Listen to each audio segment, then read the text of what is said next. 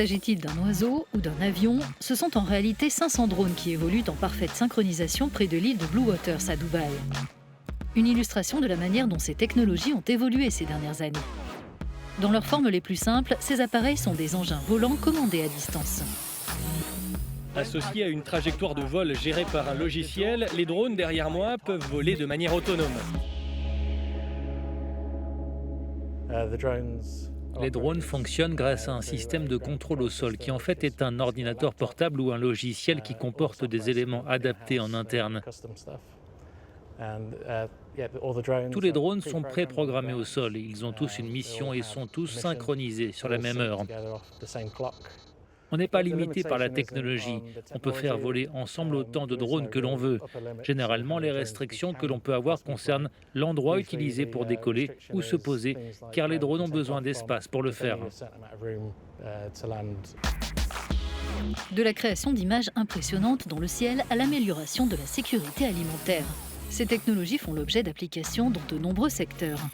Certains drones, par exemple, scannent la surface de la Terre pour développer l'agriculture durable.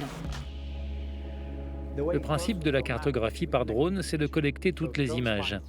Avec les drones qui volent en ligne droite, nous collectons des images de haut en bas et celles-ci sont assemblées pour former une carte en 3D. Dans le domaine de l'agriculture, nous avons cartographié presque toutes les fermes du pays. Initialement, cela a été fait pour les statistiques. On peut ainsi dresser un inventaire de l'ensemble du pays et voir quelle est la situation actuelle, combien d'actifs nous avons dans l'agriculture.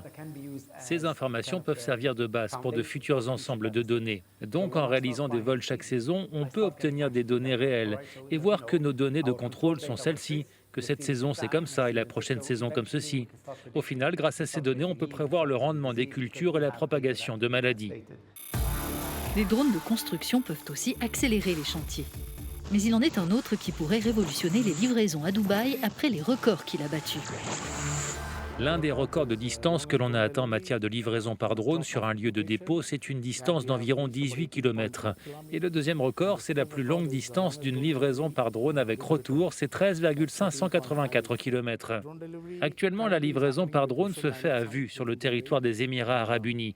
La principale caractéristique, c'est que l'appareil est toujours contrôlé par un pilote et télécommandé. On peut aussi effectuer des missions de cartographie qui peuvent être en autonomie dans une certaine mesure.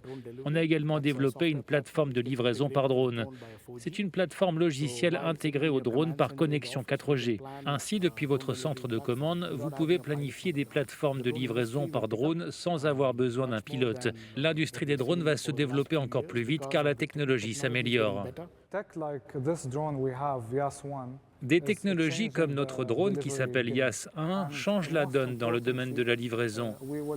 Et le plus important, c'est que nous allons vraiment commencer à avoir de moins en moins de moteurs à combustion qui sont à l'origine de nombreux problèmes environnementaux, de la pollution, etc. L'objectif évidemment de toutes les marques qui construisent des véhicules électriques, c'est de bâtir un avenir plus durable. Alors que le développement des drones et leurs applications ne cessent d'évoluer, il semble que nous soyons encore loin d'appréhender tout le potentiel de ces technologies.